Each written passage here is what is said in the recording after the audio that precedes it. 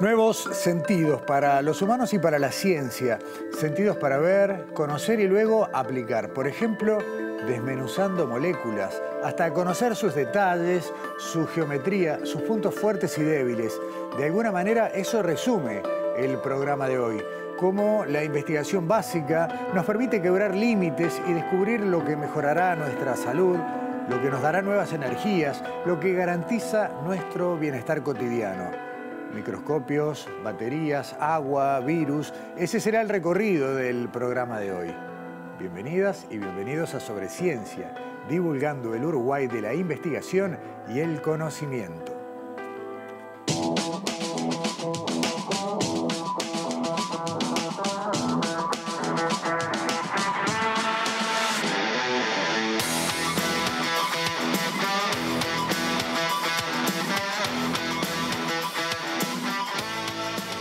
Marshall McLuhan afirmó que las herramientas no son otra cosa que extensiones de nuestros sentidos. Telescopios y microscopios son ojos que ponen nuestra mirada donde naturalmente no vemos nada. Primero fueron herramientas ópticas, luego se exploró en espectros de luz inalcanzables para nuestra vista. Más adelante aprendimos a recurrir a la electrónica y la física para ver objetos remotos u organismos increíblemente pequeños. Vamos a hablar de eso, de cómo en nuestro país se hace ciencia con herramientas que parecen sacadas de libros de ciencia ficción.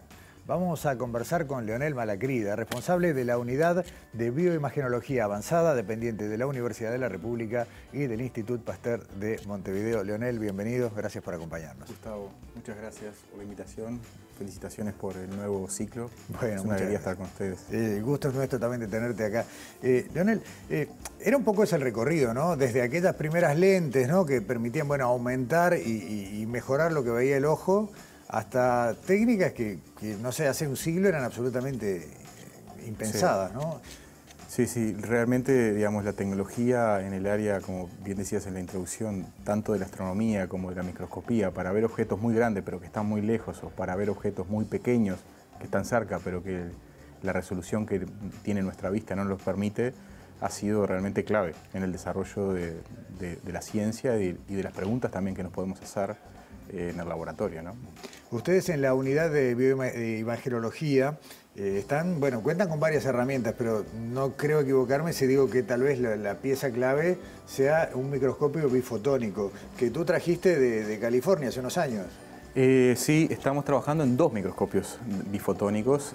Uno, que es el primero por el que hablamos hace ya algún tiempo, está instalándose en el Hospital de Clínicas, estamos en las etapas finales del ensamblado. Y el otro está en el Instituto Pasteur. Ambos dos tienen, digamos, potenciales complementarios. Particularmente, digamos, uno está muy focalizado al estudio y trabajo con células in vitro, digamos, células de cultivos, y el otro es un instrumento mucho más potente para penetrar, digamos, mucho más en el tejido e incluso trabajar con animales in vivo, que son desafíos mucho más grandes, digamos, desde lo técnico, ¿no? Está claro. ¿Qué es un microscopio bifotónico? Bueno, un microscopio bifotónico es básicamente un microscopio convencional al que le sumamos una fuente de luz que es infrarroja. Quiere decir que está por fuera del rango que nosotros vemos. Nosotros vemos más o menos entre los violetas azules hasta los rojos. El infrarrojo es un rojo lejano, está por más arriba de lo que el ojo humano puede ver y tiene ciertas particularidades. Estamos viendo en pantalla mientras hablas lo que fue una parte del proceso de armado de uno de estos microscopios, ¿no? Sí, exacto. Y bueno, sí, claramente ahí hay varios, puedo reconocer, digamos, detectores. Está escaneando ahí el microscopio. Y tiene una peculiaridad esta fuente de luz, que es que nos permite penetrar mucho más en el tejido de lo que permite la luz visible, que es la luz que el ojo puede ver, por dos aspectos físicos particularmente. Uno es porque hay menos moléculas que nos roben la luz para ir adentro y hay menos interferencia de las moléculas que están en el tejido para que la luz no llegue al sitio donde tiene que llegar para hacer el proceso. Así que esas dos características hacen que el microscopio de fotones tenga esa peculiaridad, que no es ni mejor ni peor que un microscopio de luz convencional, simplemente complementario para otras aplicaciones o herramientas.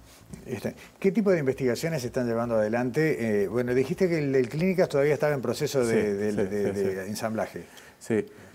Bueno, básicamente la tecnología es muy versátil, tiene muchísimo potencial en el área biomédica y es, claro, muy bueno que esté en el hospital, porque tenemos varios proyectos focalizados al estudio de patologías que pueden tener que ver con los melanomas o patologías renales, como puede ser el trasplante renal, o pueden ser patologías respiratorias, como puede ser qué le pasa a un paciente crítico cuando ingresa a CTI. Y para eso, claramente, la mayoría de las veces trabajamos con modelos experimentales.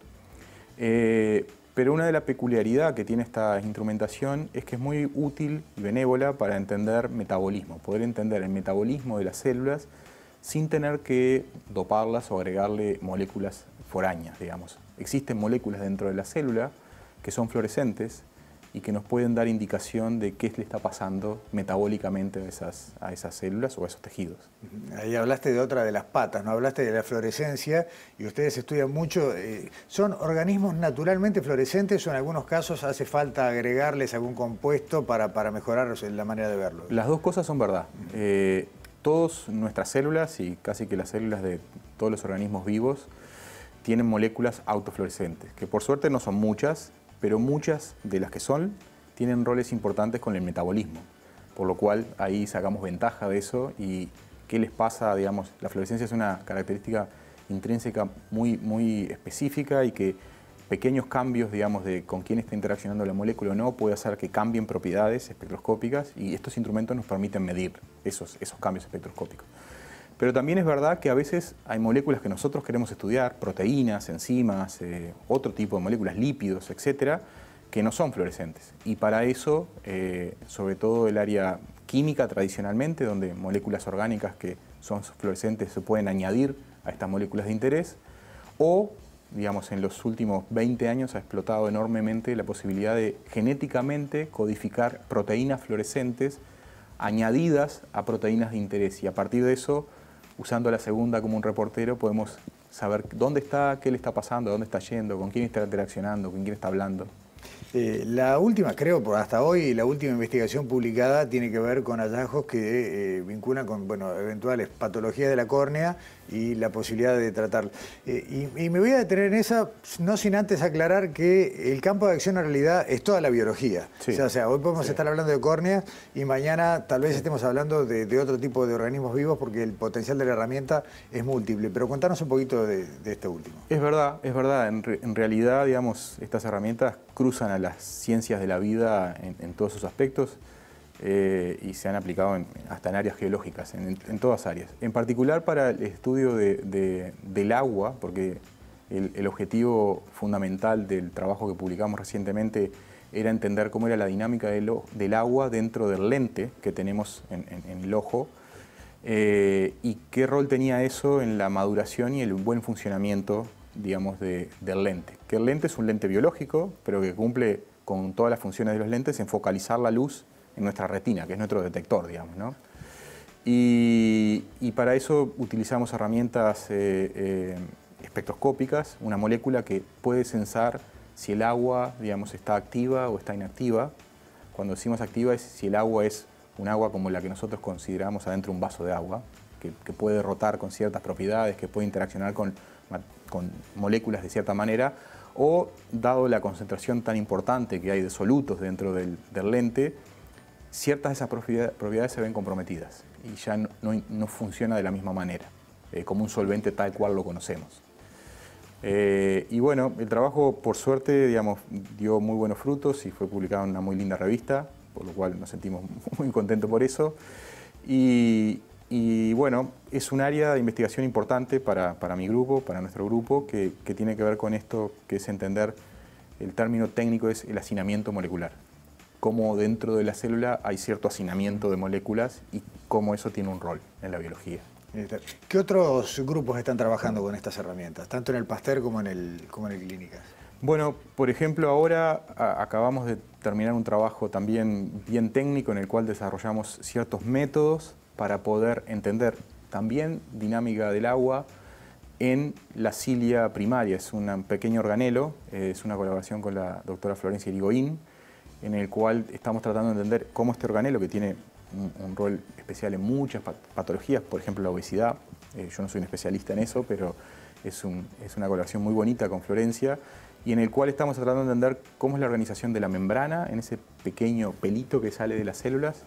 Y para eso, por ejemplo, desarrollamos ciertos métodos que nos permiten, bueno, saber dónde estamos particularmente localizados en la cilia, en el largo de la cilia, en la punta de la cilia, en la base de la cilia, y al mismo tiempo entender qué pasa, por ejemplo, con la dinámica del agua en esa membrana.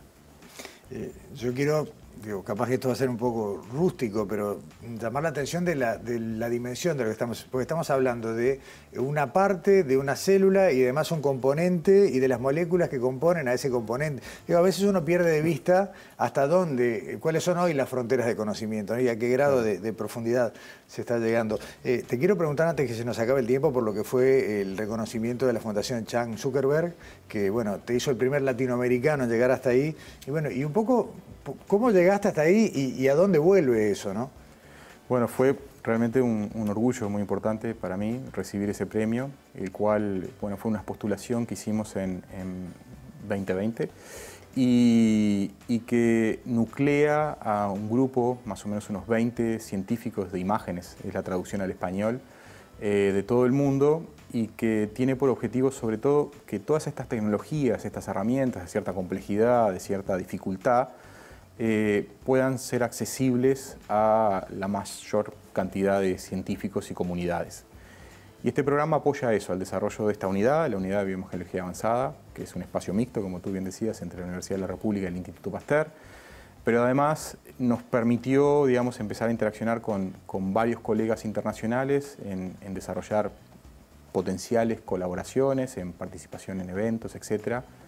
Ahora el próximo mayo vamos a tener el primer evento presencial, hasta ahora no habían sido todos remotos, virtuales, y bueno, luego de formar parte de ese programa también nos dio la posibilidad de acercar, digamos, cuáles eran las necesidades y cuáles eran las urgencias que tenía el continente, y así también otros continentes como África. Y el año pasado se abrió un llamado especialmente focalizado en Latinoamérica, en África y en los ex países de la Unión Soviética, del cual también fuimos beneficiarios de dos proyectos, uno como unidad y otro como responsables de una red latinoamericana.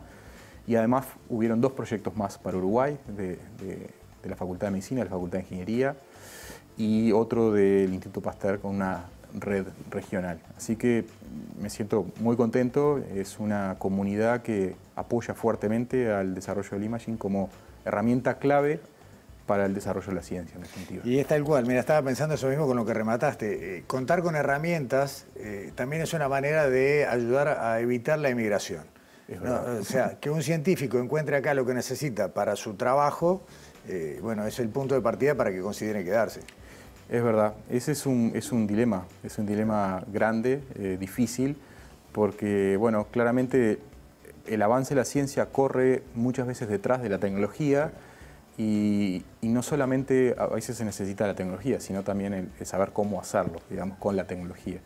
Así que estos programas intentan de que no se migre y que se puedan plantar, digamos, o se puedan desarrollar a nivel local oportunidades que sean, digamos, iguales a la que tiene un investigador en cualquier parte del mundo.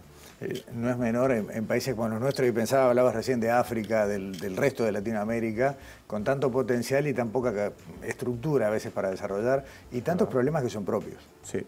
Bueno, a mí me golpeó mucho África. A partir de este consorcio, a partir de participar en Chan Zuckerberg, me invitaron a ser miembro de un comité científico de una red africana de bioimagenología, y a mí me golpeó, por ejemplo, que hay zonas, digamos, la parte norte de África tiene un microscopio focal cada 200 millones de habitantes.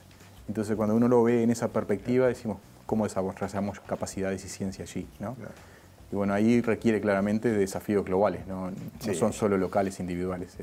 Latinoamérica tiene mucho mejor perspectiva, pero de todas maneras, claramente estamos separados, digamos, del primer mundo, ¿no? Se nos fue el tiempo, nos voló, pero te agradecemos muchísimo que hayas venido. Ya iremos de visita a nosotros por algún trabajo puntual a seguir reflejando, bueno, la ciencia que están haciendo en esta unidad mixta, que refleja también eso, ¿no? Cómo se pueden consorciar fuerzas para, bueno, encontrar caminos para ir adelante. Excelente. Bueno, yo te agradezco muchísimo, Gustavo, a todos por el bonito programa que siempre hacen. Y son bienvenidos siempre. Excelente, muchas gracias. Hacemos aquí la primera pausa de Sobre Ciencia. A la vuelta, Alexandra Daniela aquí en estudios. Seguimos avanzando con los contenidos de hoy.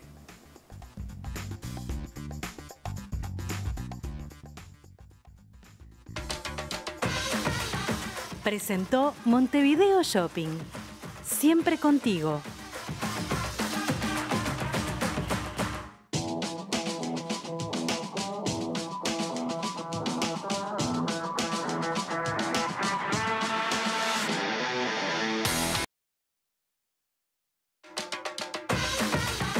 Presenta Montevideo Shopping.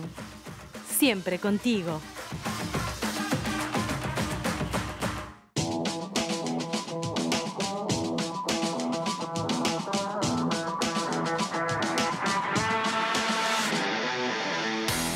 Recibimos, como es habitual, en estudios aquí en Sobre Ciencia y en este segundo bloque, a Alexandra Perrone y Daniela Hirschfeld. Primera vez en el año que están juntas. Yo te iba a decir, no tan habitual claro. En este año que veníamos todos separados. Estamos los tres juntos. Estamos los tres juntos, exactamente. El levantamiento de la emergencia sanitaria seguramente tiene que ver con que las dos se curaron. Es psicológico. Está muy bien.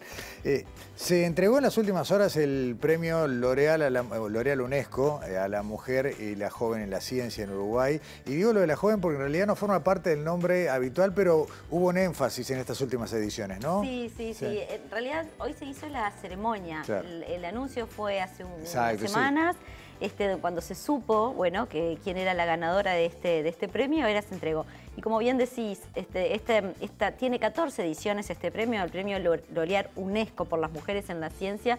En Uruguay tiene 14 ediciones, pero desde hace un par de años dedica especialmente a la mujer más joven. O sea, al principio era para investigadores más consagradas, pero ahora es para investigadores en sus primeros años de la carrera. Y premia justamente eso.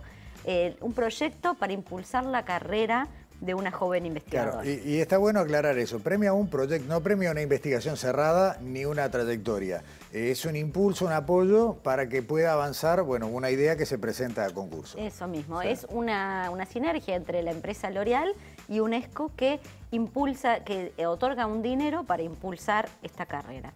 Y bueno, hoy entregaron el premio a Erika Telis, que es la que vamos a conocer hoy en el informe, y vamos a conocer por qué le dieron este premio. Ella trabaja con baterías de litio, su proyecto tuvo que ver con la evaluación de estas baterías, que tienen este nombre de litio-ion, se llaman realmente, que parece un nombre raro, pero en realidad son las baterías que nos rodean, que son las de los celulares, los autos eléctricos, los juguetes. Y ella, bueno, con su grupo de trabajo, evalúa, estudia, busca mejoras en los materiales de estas baterías. Y para hacer ese trabajo en Uruguay le dieron este premio que Erika nos va a contar de qué se trata. Bien, nos ponemos las pilas con la primera parte.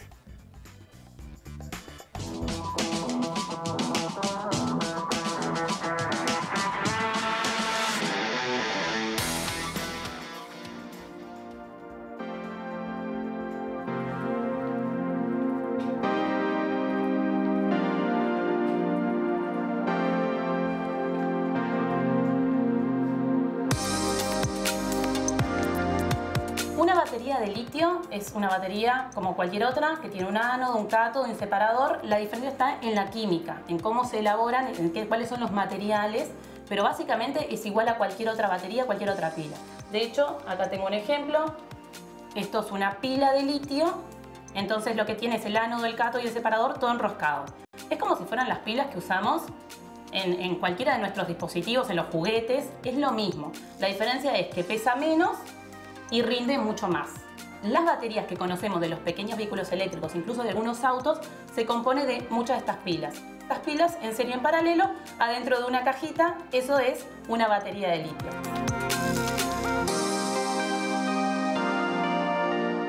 Proyecto ganador del premio L'Oréal UNESCO por las mujeres en la ciencia. Se trata del desarrollo de nuevos materiales para baterías de litio-ion, pero también el testeo de baterías comerciales. ¿Qué significa esto? Que tiene, por un lado, un objetivo que es bien de ciencia básica, que es desarrollo de conocimiento nuevo para materiales, y por otro lado, el testeo de baterías que son importadas, pero que queremos ver qué capacidad tienen. O sea, cuando uno lo utiliza en un dispositivo móvil o en un auto, bueno, cuánta autonomía voy a tener en el auto o cuánto me va a durar en mi dispositivo móvil. Eso nosotros lo podemos testear en el laboratorio y también saber qué cantidad de vida, cuánto te va a durar esa batería.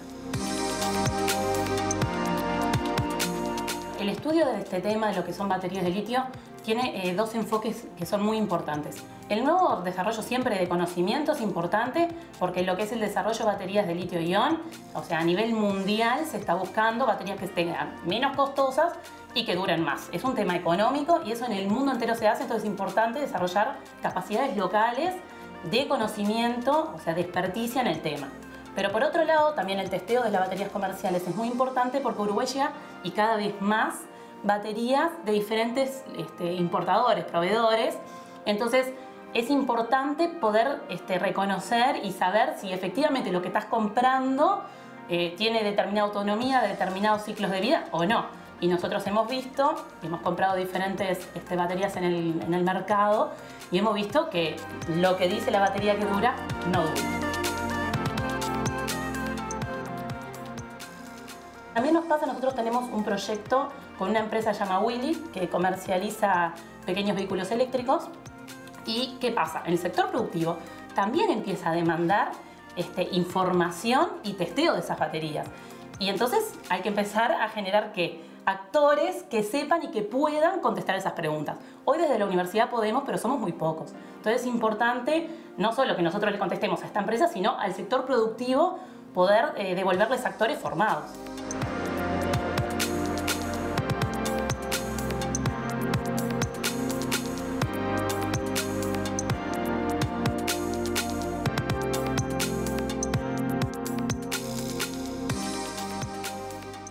Dani, volvió la presencialidad en el evento, cosa que había jugado en contra en la edición anterior y que dejó sin la ceremonia a la ganadora del 2021. Victoria Calzada, claro. Ella también va a ser distinguida, bueno, fue distinguida en esta oportunidad, en la edición 2020 y ahora 2020. Que estuvo el año pasado. Es que les iba a preguntar eso, ¿con cuál de ustedes dos estuvo Victoria? Contigo, ¿no? Ahí está, sí. Victoria Calzada con su proyecto de biofármacos basados en aptámeros para el diagnóstico y el tratamiento de cáncer de mama.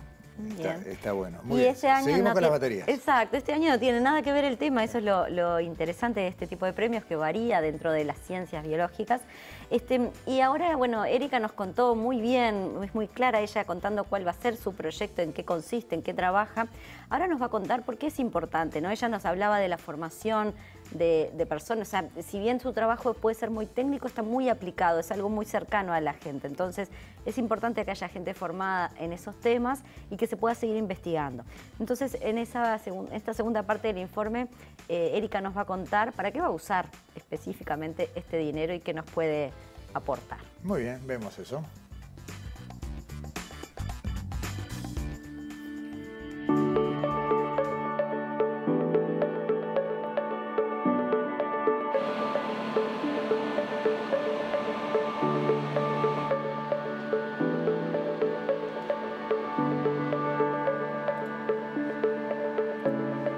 Gracias al premio, que implica $20.000 para lo que es investigación, nosotros vamos a comprar dos equipos muy importantes. Uno, un potenciostato para ciclar las baterías, para testear las baterías. Ejemplo, hay que testear, cargarlos a diferentes velocidades. ¿Qué quiere decir? No es lo mismo cargar con un cargador rápido que con un cargador lento. Y eso nos pasa a todos con los celulares cuando uno no utiliza el original y tu batería se muere. Bueno, eso es porque la carga es muy importante en este tipo de baterías. Después hay que estudiar la descarga, o sea, cuando uno lo está utilizando. Y después eso hay que hacerlo a temperatura además, porque no es lo mismo verano, invierno. Hay temperaturas máximas a las que pueden estar las baterías de litio y temperaturas mínimas porque cuando está muy frío no funcionan. Y otra cosa que vamos a comprar, una caja antiexplosiva, porque para trabajar con litio es muy importante el tema de seguridad. Entonces, cuando uno trabaja en condiciones límites, es conocido que las baterías pueden explotar. Y nosotros hasta ahora estamos testeando en condiciones bastante controladas, pero se necesita testear a temperaturas más altas o a velocidad de descarga, o sea, a potencia muy alta. pero ahí es donde uno puede ocurrir justamente un accidente. Entonces necesitamos una caja antiexplosiva para hacer todo ese testeo que te comenté, pero dentro de esa caja.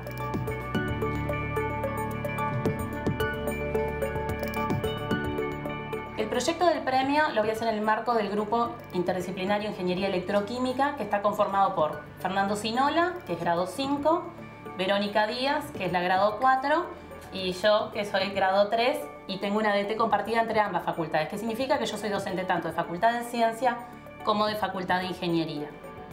La línea principal de investigación de nuestro laboratorio, o de nuestro grupo más bien, es la conversión electroquímica de energía. ¿Qué es la conversión electroquímica de energía? Es la conversión de energía química en energía eléctrica. Por otra parte, la línea de baterías recargables. Dentro de baterías recargables tenemos toda la parte del testeo de baterías comerciales y la generación de nuevos materiales para baterías actualmente litio-ion, pero empezamos una nueva línea de batería litio-azufre, que son baterías que aún no son comerciales, pero que se vienen siempre. La investigación está mucho más adelantada y entonces ya estamos pensando en la próxima generación de baterías.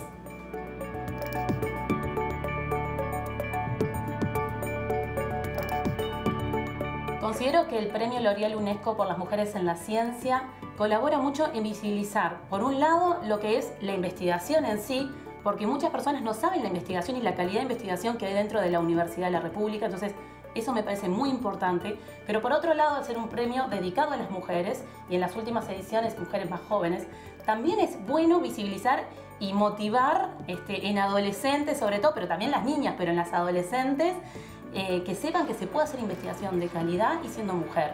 Y en mi caso, que además soy mamá, tengo 2 hijos, uno adolescente ya y otra nena que tiene 9 años, me parece importante poder contar eso, que uno puede ser pleno, puede dedicarse a las pasiones, pero además también a la pasión de la investigación.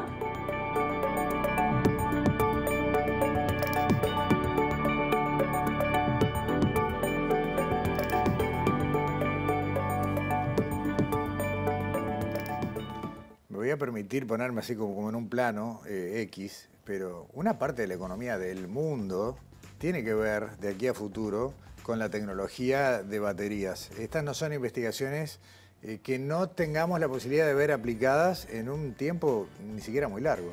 Es así, el concepto, el trabajo es muy técnico, por eso hablábamos antes, pero la aplicación del trabajo es tan cotidiana que realmente tiene influencia en todos los aspectos. Entonces, este premio, testear baterías, la performance, ¿no? Formar gente, impulsar carreras. Es bien interesante esta sinergia entre las empresas, entre L'Oréal y UNESCO, para impulsar las carreras de las jóvenes investigadoras. Sí, y que se metan en estos temas, generar conocimiento propio puede ser clave. Y lo que decía ella de la importancia de formar recursos humanos y que sepan que se puede investigar en este tema, ¿no? Sí, generar desde acá a escala global.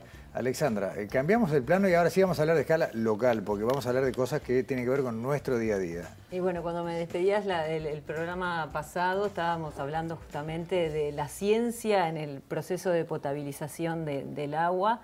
Y bueno, vamos a hablar un poco, vamos a seguir hablando del tema, un poco en lo que viene a ser el paso final, que es el monitoreo, el análisis del agua que sale de la canilla de los hogares de los uruguayos, ¿no?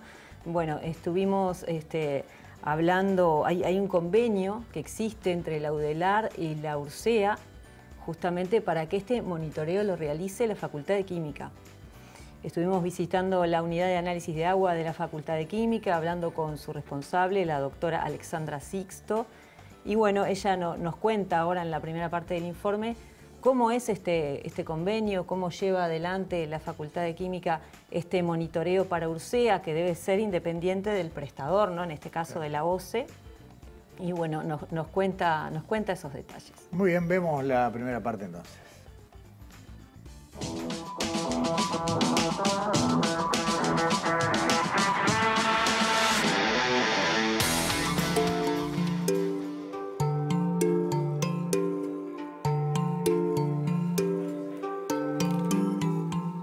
Uno de los principales cometidos de la unidad de análisis de agua surge del convenio establecido entre la Facultad de Química y la URSEA, que es el organismo fiscalizador del agua potable de nuestro país.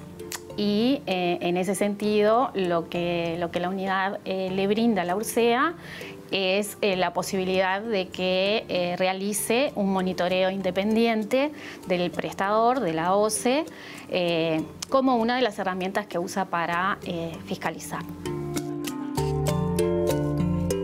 La unidad está dividida básicamente en 4 áreas. Una es el área de muestreo, otra es el área de análisis inorgánico, otra es el área de análisis orgánico y otra es el área de microbiología.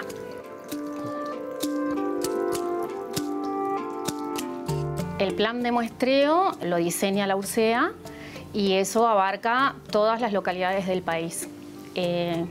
En realidad se visitan cada año aproximadamente 500 localidades diferentes. Se hacen habitualmente 2 muestreos semanales, máximo 3 en algunas ocasiones, y se analizan anualmente unas 1000 muestras. El plan de muestreo lo establece la URCEA, el lugar en el que se va a hacer la toma de muestra lo establece la URCEA y qué parámetros se van a analizar los establece la URCEA. Nosotros simplemente lo ejecutamos, tanto la toma de muestra como el análisis. Tanto la toma de muestra como los procedimientos de análisis tienen algunos requerimientos técnicos.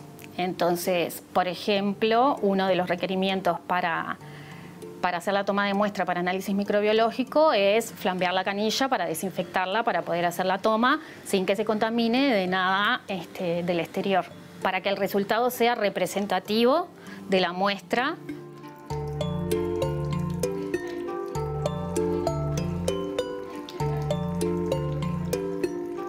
Nosotros estamos certificados ISO 9001 desde el año 2005. La certificación ISO 9001 lo que garantiza es que estamos trabajando en el marco de un sistema de gestión de la calidad. La acreditación, según la norma 17025, lo que establece es que un organismo externo, o sea, lo que se llama de tercera parte, acredita que somos competentes para hacer ese ensayo.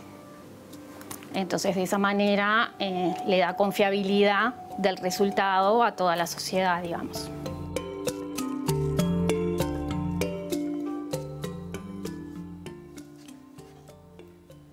Alexandra y Alexandra. Bueno, seguimos con el agua. A mí me parece fundamental este tema, porque en definitiva esto está en todos los hogares del país. Hay una canilla conectada a alguna red de agua y hay que saber quién cuida lo que sale de esa canilla. Claro, y bueno, nos contaban también que ahí la unidad de análisis de agua está habilitada para cumplir los parámetros del decreto bromatológico nacional. Y también hablamos con la doctora Adalgisa Martínez, que ella es la encargada del área de microbiología allí de la unidad de análisis de agua, y nos contaba, bueno, nos contaba qué parámetros se realizan a todas las muestras, y también nos decía que a veces la URCEA les indica buscar parámetros específicos, por ejemplo en verano los parámetros vinculados a las cianobacterias, ¿no? Nos lo cuenta también en la segunda parte del informe. Muy bien, vemos entonces el cierre de estos informes especiales, porque empezó la semana pasada, recordemos.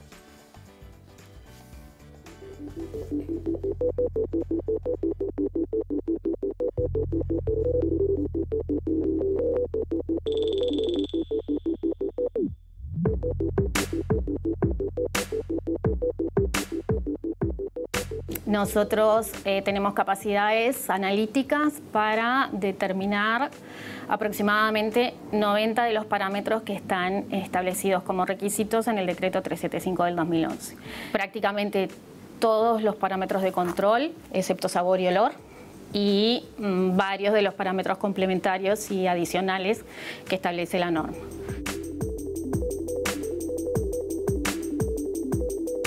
En el área de microbiología, o sea, se determinan diferentes parámetros microbiológicos a las muestras.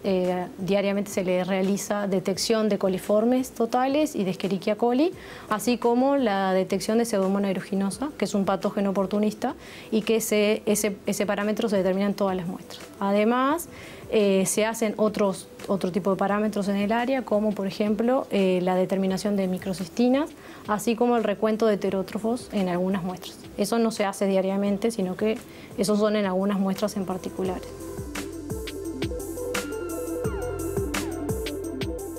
La norma te define diferentes parámetros microbiológicos y para aceptar una muestra, por ejemplo, tiene que haber ausencia de coliformes y ausencia de Escherichia coli en 100 mililitros de agua y ausencia de Pseudomonas aeruginosa en 10 mililitros de agua. Si alguno de estos microorganismos se detecta en el agua, esa muestra no sería apta, o sea, no cumple con lo que está descrito en la norma.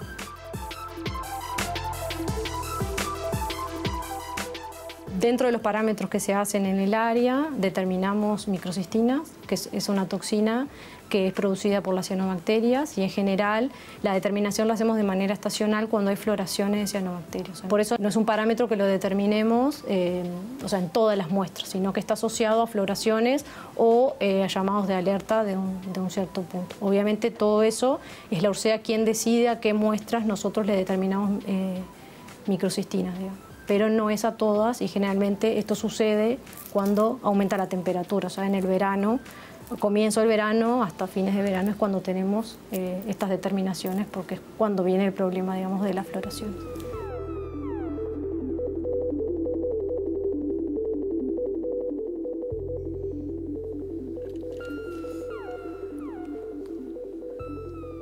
Además, Alexandra, hay líneas de investigación sobre todo esto. Sí, una cosa que nos aclaraban las doctoras era que esta investigación, este monitoreo que hacen para la URSEA es del agua corriente, o sea, ya no se puede hablar, por ejemplo, de los edificios o de las residencias que tienen tanque, porque ahí ya pasa a depender de cómo se desinfecta o se mantiene. Sí, de alguna manera llega hasta el medidor. Exactamente, claro. Bueno, y allí en la unidad de análisis de agua realizan líneas de investigación, como decías, Gustavo. Una de ellas es justamente la microbiología de los tanques de agua de algunos edificios y también del agua filtrada, porque nos decían que aquí en Uruguay no existe una reglamentación sobre el uso de filtros de agua. Así que bueno, tenemos muchísimo en el año para seguir. Muchísima gente ha comprado esos dispositivos domésticos haciendo fe de algo que nadie regula. Y no está probado científicamente, ¿no? O sea, es parte de lo que están estudiando también. Así que tenemos el resto del año para seguir hablando de agua. Antes de despedirlas, y sé que vamos a volver con agua y más de una vez este año de agua para consumo, se viene Semana de Turismo, este viernes los chiquilines vuelven a casa y tienen toda una semana por delante, algunos se irán de vacaciones, otros se quedan en la ciudad y yo quiero que, bueno, le contemos a la gente algo que se pueda hacer de entretenimiento, pero que tenga la posibilidad de ser también algo vinculado con la ciencia. ¿Tenés algo? Tenemos en el sector para grandes y niños. Hay actividades obviamente en Montevideo y hay muchas actividades en el interior del país, sobre todo vinculado a la naturaleza. Yo voy a comentar dos, Alexandra tiene otras, pero por ejemplo, del 9 al 17 de abril es la Semana del Geoturismo, la 7ª Semana del Geoturismo, que se hace en el departamento de Flores. Hay paseos por la ruta de los parques, hay visitas al lago Andresito, al geositio Arenales de Paso Palmar, a Don Ricardo, al balneario que se hizo famoso hace unos meses. Bueno, todo esto en el departamento de Flores, y para más información pueden ver la página www.geoparque.ui. Esa es una. Y después aquí en Montevideo tenemos el Planetario de Montevideo, que siempre un clásico, que siempre nos ofrece funciones maravillosas. En este caso, de la Tierra al Universo, el cielo del León para hablar del cielo de otoño y arqueoastronomía maya. Así que hay para todos los gustos.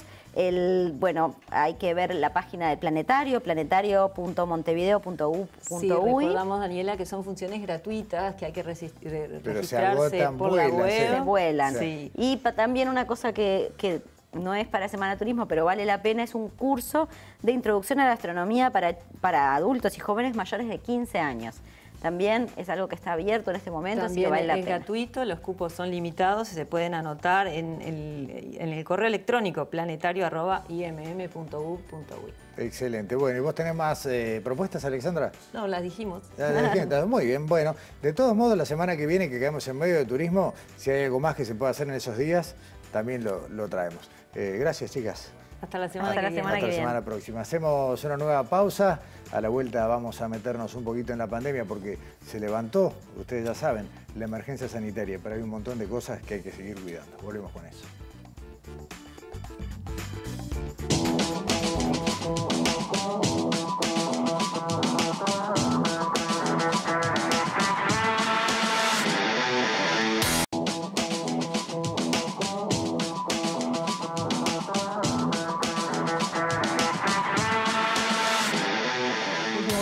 De este programa programa de Sobre Ciencia y vamos a hablar un poco de COVID, de la pandemia causada por el virus SARS-CoV-2, porque bueno, ustedes saben, en estas horas se anunció el cese de la emergencia sanitaria que duró algo más de 2 años en nuestro país, pero eso no quiere decir ni mucho menos que dejemos de preocuparnos por un montón de cosas que tienen que ver con la posibilidad de que haya reinfecciones, nuevas olas y demás. Ahí está el resto del mundo para mostrarnos que no todos los países están compartiendo los mismos indicadores que Uruguay. Y acá aparecen otros elementos, ¿no? ¿Cuáles son los protocolos de seguridad que hay que seguir observando? ¿Cuáles son los esperados índices de eficiencia de las nuevas dosis de vacunas? ¿Qué pasa con las inmunidades que generamos de acuerdo, por ejemplo, a lo que puede ser la infección con una u otra cepa? Hay preguntas que tienen respuesta, otras que tienen apenas aproximaciones. Pero para tratar de entender y de acercarnos un poquito más a todo esto, le agradecemos muchísimo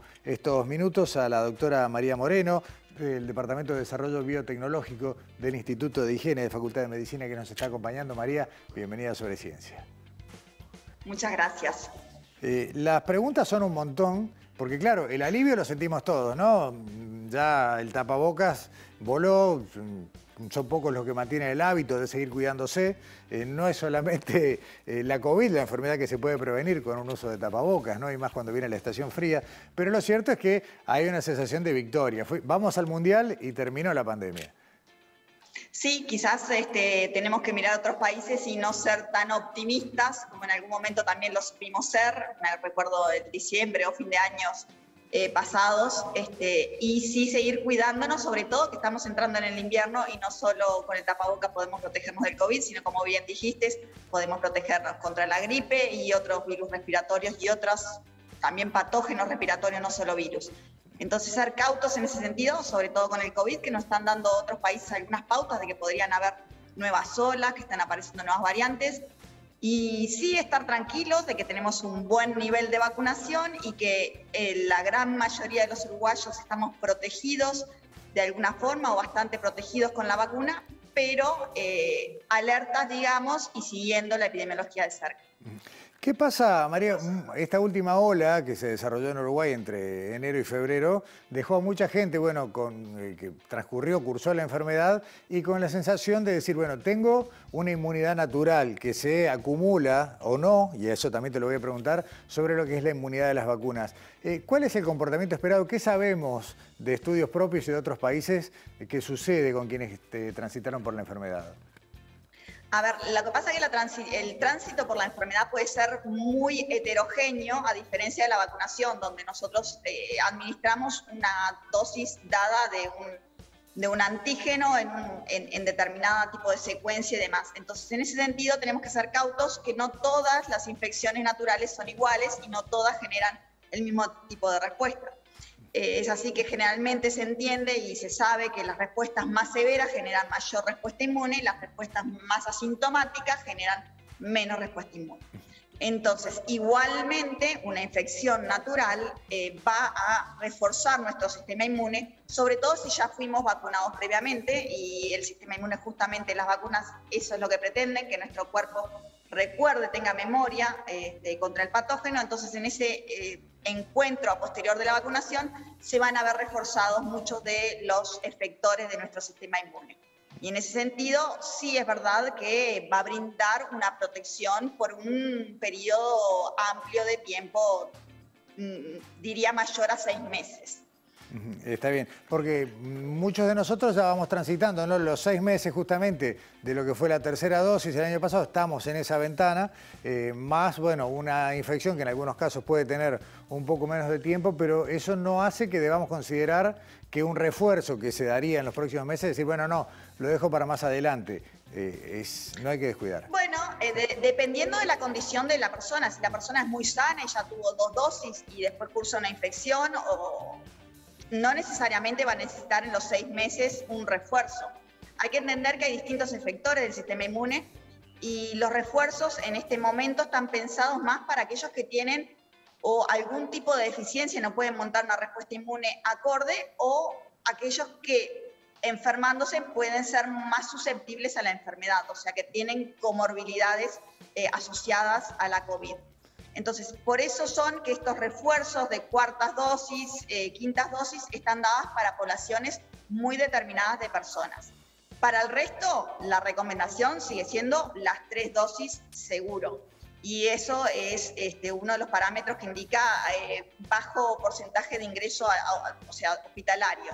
Tener 3 dosis nos va a asegurar una buena chance de pasarla relativamente bien frente a la enfermedad.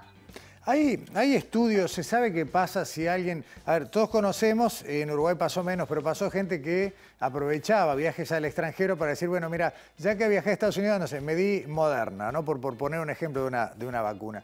¿Qué pasa si uno se sobrevacuna? ¿Hay alguna posibilidad de efecto colateral?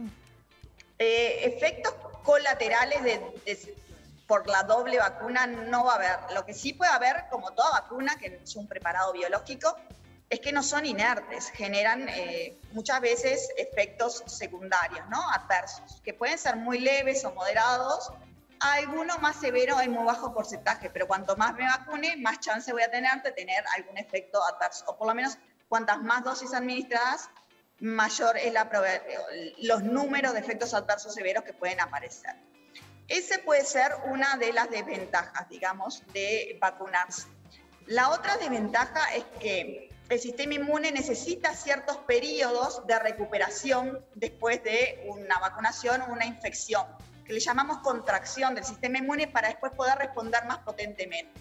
Si yo me sobrevacuno en un momento que tengo una respuesta inmune muy alta, posiblemente esa vacuna o ese antígeno vacunal sea eliminado rápidamente y no cumpla su efecto de vacuna, de refuerzo. Y por último, hay que ser cautos en este sentido y entender que las vacunas que estamos usando todavía son vacunas generadas contra la cepa original del coronavirus. Entonces, las vacunaciones lo que van a hacer, y hemos visto variantes, ¿no? Y uno de los problemas quizás más grandes son que decimos que los anticuerpos no son tan efectivos en reconocer las nuevas variantes y en neutralizarlas que sí contra la variante original. En ese sentido tenemos un backup de células que son las células T que pueden eliminar y que son más conservadas en sí mismas y que pueden reconocer cruzadamente mejor las variantes, pero la vacunación lo que puede hacer es, si yo me refuerzo y refuerzo y refuerzo, es seguir aumentando esos anticuerpos contra la cepa original. Y cuando quiera vacunarme contra una cepa diferente, nosotros le llamamos pecado original, lo más seguro es que el sistema inmune responda muy fuerte y potentemente contra aquellos antígenos que son conservados y le cueste montar una respuesta contra los antígenos nuevos, que son aquellos que nos va a interesar generar nuevos anticuerpos justamente para lograr neutralizar. Entonces, por ahí también puede haber una dificultad a la hora de generar, ¿qué nos pasa con la de la gripe? También a la hora de generar una respuesta inmune frente a las nuevas variantes si yo me vacuné muchas veces.